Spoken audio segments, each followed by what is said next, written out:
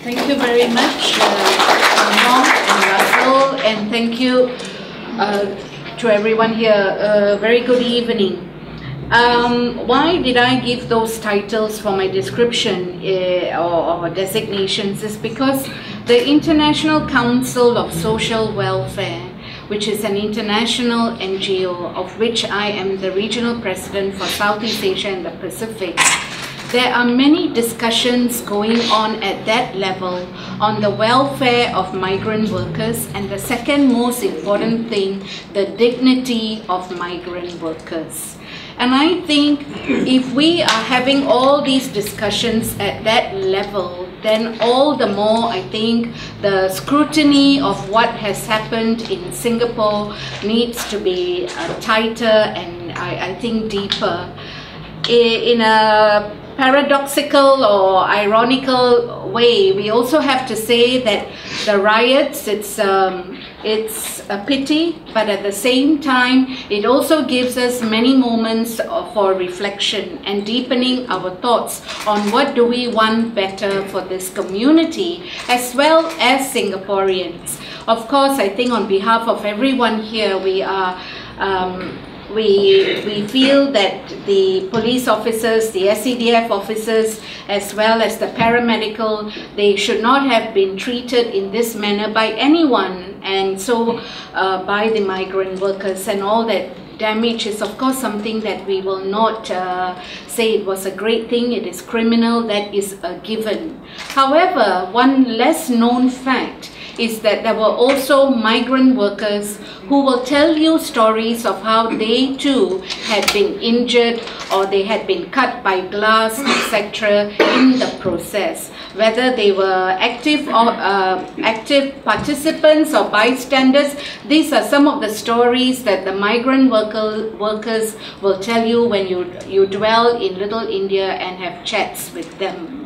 I just want to put that out there. I feel that this whole thing, from what Russell has said, should make us angry.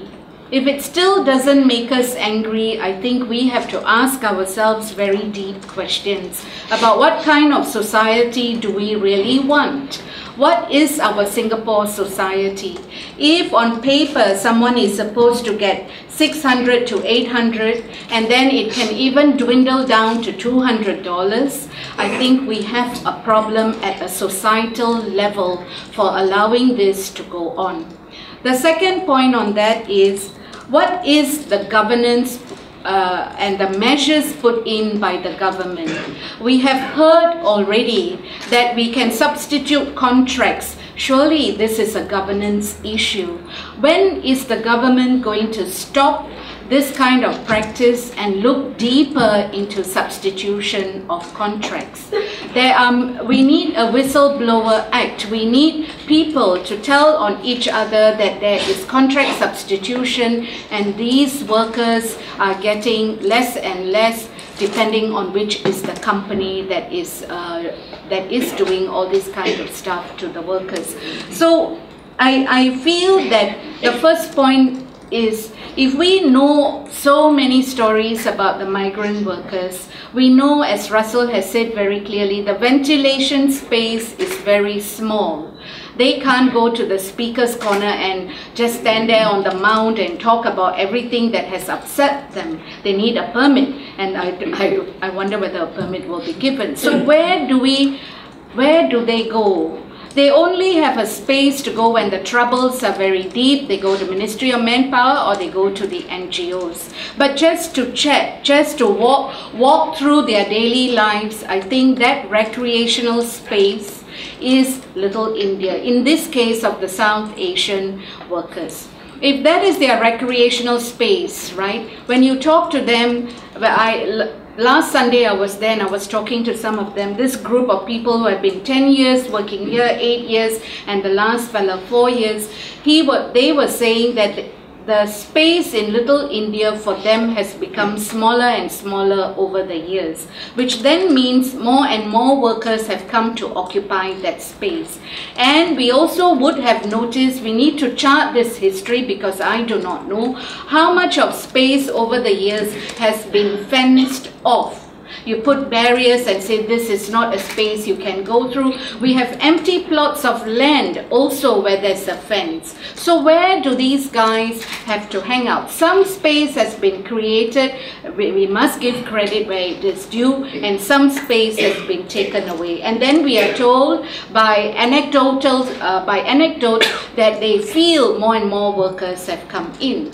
So this is not scientific, but these are serious considerations I think that the COI must look into. The second point of anger is the quick assumptions we have made. Oh, it must be drunkenness. Not only from residents, but even political leaders. The investigations are ongoing. We do not know exactly what are the investigations and the outcomes, but already quite a number of statements have been made. The workers will tell you that they are upset. There are, of course, groups of workers who drink, get drunk, but there are also groups of workers who just come to hang out. Do we know the proportion, etc.? So I think the quick jumping to conclusions, I will put it forward very clearly, is not a process of bridging communities. It is divisive, and especially against a group of people who work for us and honestly do not get great working conditions. The second part of the discussion that I would like to raise is the obligations that the state has. I looked through all the ILO stuff that we have ratified. ILO 100 is all about equal remuneration. ILO 98 is about right to organizing and collective bargaining. ILO 105 makes it very clear that people should not be discriminated against, etc., and there shouldn't be any form of forced labor. ILO 29 tells us clearly that any work or service exacted in the virtue of they've identified, what is considered to be forced labor issues. Then we have ILO 47 and ILO, one more that I missed the number on, 143, that we have not ratified. These two are important documents under ILO. ILO is tripartite, government, union, and the employee. Very important combination which needs a lot of negotiation. Why are 47 and 143 very important? They both deal with migrant worker issues. Singapore has not ratified them. The conditionalities spelt out in 47 and 143 gives a lot of hope for better conditions, better approaches where the migrant worker is concerned. We already know we have a lot of migrant workers in our midst. So if we have so many, I go back to the original question, what kind of society do we want? What is a Singaporean and what do we value where this area of migrant workers is concerned? Therefore, what then should be a role for us? Shouldn't we then be lobbying our governments to get the ratifications going on 143 and 47? The next part of the obligations that I want to raise is this whole discussion on our laws. Russell has already put out some pertinent points about the law. And especially in this case of the riots, I want to bring our attention to the Immigration Act. Under Article 8.3d, who is a prohibited person? Any person who has been convicted in any country or state of an offense for which a sentence of imprisonment has been passed. Next condition, has not received a free pardon. Third one, and by reason of the circumstances connected with that conviction is deemed by the controller to be an undesirable immigrant. These are some of the prohibition conditions under the Immigration Act 8.3d. Then we have, and from 33, 34, 35, that deal with primarily removal of persons unlawfully remaining in Singapore, detention of persons ordered to be removed, and power to arrest a person liable to removal. In all of these, there are powers for the state to just remove a person based on whatever the conditions attached to the removal. We have to ask ourselves whether this Immigration Act as it stands needs to be amended. Is this the way that we would like to treat anyone with a very clear route to deportation and not a clear route to justice? Which then brings me to my third big area. At MARUAH, we have problems with the whole process at this point in terms of the deportation. What are the problems that we see? An investigation has taken place by the police. Out of 4,000, it got dwindled to 400, and then 200 have been given an advisory of like, please behave yourselves, I suppose.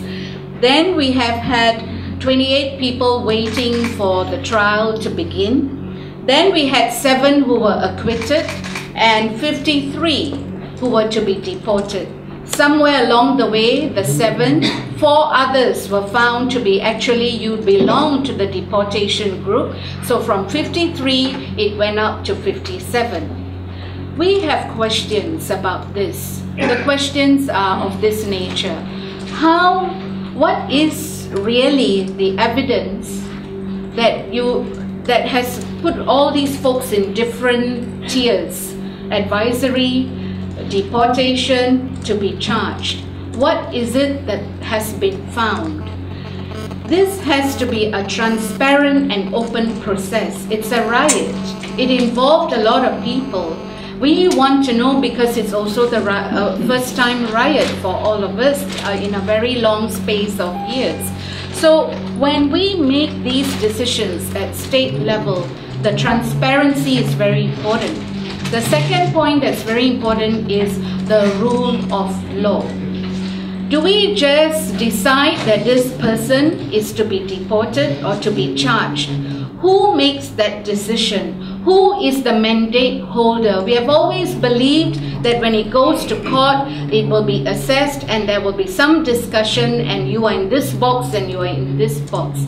But this has happened in quite a different way because of the provisions under the Immigration Act.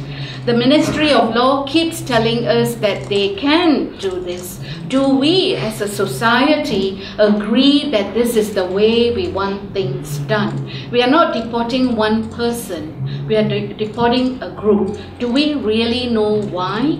Are we going to just trust the state to say, yes, we believe that you know why and therefore we agree with you? I think there's a lot of trust with the state, but there are also areas where we scratch our heads and wonder, now what happened there? From 7, why were 4 persons now moved into the other category? What happened to the evidence? Did you find more?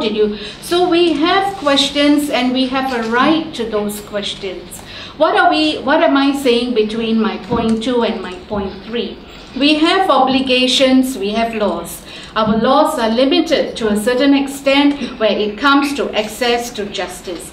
The third point that I'm re-emphasizing is, okay, if we want us to follow this process right now, then we need to have more information.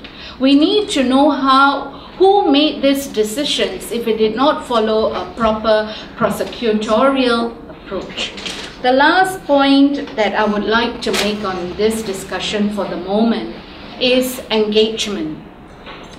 We have experts I was going to say in the house, but actually it's in the country. We have NGOs who work with migrant workers.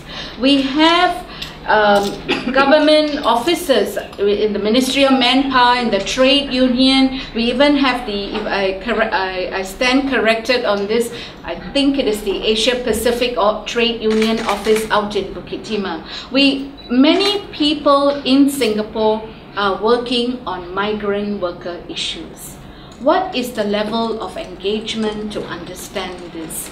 It is my hope that the COI doesn't just belong to this group of folks, but that they open up a lot of avenues to a lot of different groups, individuals, so that we understand this situation better. Meanwhile, we still have this situation of workers who have already been sent home. That issue, everything is there, and we also have the case of 28 that will be charged in court. So I think we ought to ask ourselves, I close with this question again. Is it time for us in our society in Singapore to stand up and ask ourselves, what kind of society do we want?